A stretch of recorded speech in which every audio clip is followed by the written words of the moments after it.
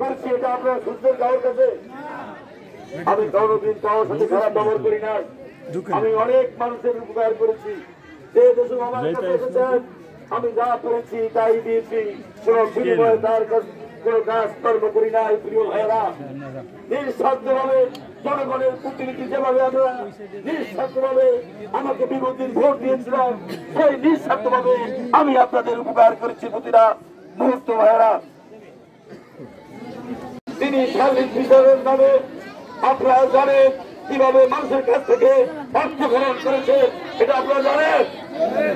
আপনারা কি জানেন?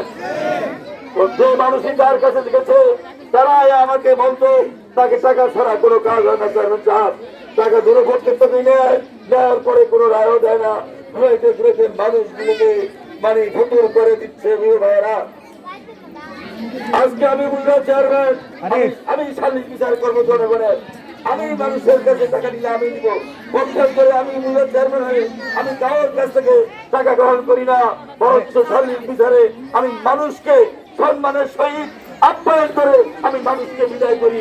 আমার নিজের পকেটের টাকা দিয়ে দিয়ে ভাইয়েরা, আমার অভিযোগের সালিশ বিচারের সময় আমি সবসময় মানুষকে সম্মান দিয়ে কথা বলেছি, কোনদিন অসম্মান আমি করি নাই।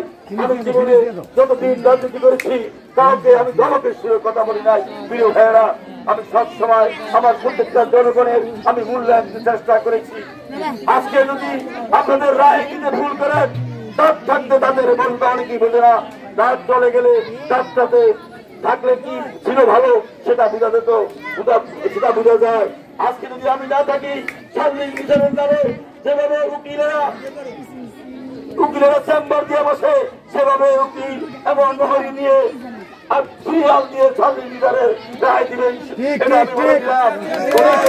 চেয়ারম্যান মেম্বাররা সার্বিক বিচার করতে পারবে না, তার অফিসে সার্বিক বিচার সব নিয়ে যাবে এবং রেজিস্টার মেনটেন করবে, রেজিস্টার মেনটেন করে নহরি নিয়োগ করে টাকা খেয়ে পক্ষ বিপক্ষে রায় দিয়ে দিবে। আমি বক্তব্য দীর্ঘায়িত করবো না। বিবেকবান মানুষ দৌলত থাক, এই ছাত্রের মানুষ বিবেকবান মানুষ আপনাদের বিবেককে কাটিয়ে যে বলবো এই 4-5 জনের ভিতরে তার পক্ষে রায় দিবে কিনা আপনারা সবাই। আর বেশি দিন নাই, মঙ্গলবারে ভোট। এই ভোটের মাধ্যমে আপনাদের ভাগ্য আপনারা নির্ধারণ করতে হবে, ভালো কোনটা মন্দ কোনটা সেটা বেছে নিতে হবে। মঙ্গলবারের পরে যদি কোন রকমের আপনাদের রায় দিতে ভুল করেন, একটা ভালো লোক শিক্ষা করে একটা খারাপ লোককে আপনারা জায়গা দেন, আপনাদের ভোগান্তি শেষ হবে না।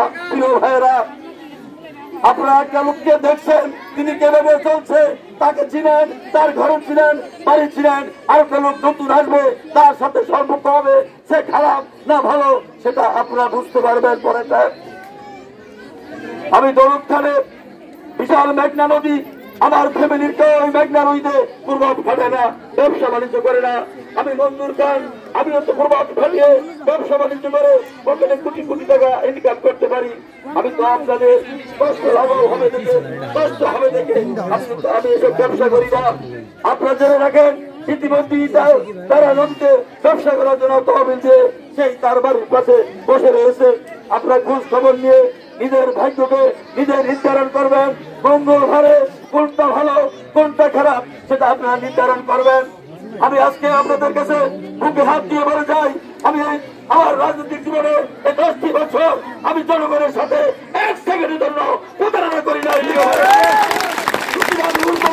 বলেছিলাম যারাই আমার কাছে আসছেন তাদের বিপদের বন্ধু হিসাবে আমি কাজ করেছি। প্রিয় ভাইয়েরা, যদি একটি লোক বলতে পারেন উপজেলা চেয়ারম্যান মঞ্জুর খান খারাপ লোক, তাহলে আমি রাজনীতি ছেড়ে চলে যাবো। ভাইয়েরা, আমাকে কেউ বলতে পারে না। দলকার যেখানে আমি মিটিং করি, যেখানে আমি যাই জনসংযোগে, প্রত্যেকটা মানুষ বলে নিঃসন্দেহে আপনি একজন ভালো লোক, এটাই আমার কথা, এটাই আমার প্রাপ্তি। প্রিয় ভাইয়েরা, আজকে এই সমাজে আপনারা বলেন আমি আমার কোন অন্যায় আছে কিনা দলটাতে, আপনারা বলেন যদি কোন অন্যায় থাকে একটি অন্যায় আমাকে উপস্থাপন করেন, আমি রাজ্য থেকে চলে যাবো। প্রিয় ভাইয়েরা,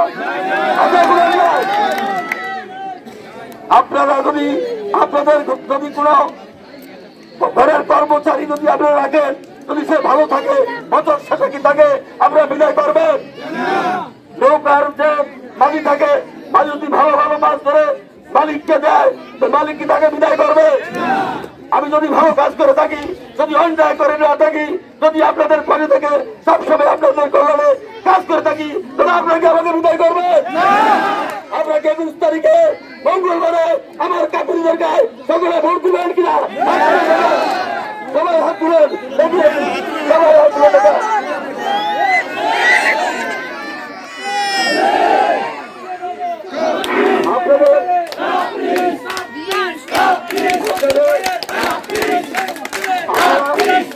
আপনারা মা বোনকে নিয়ে ইনশাল্লাহ 21 তারিখে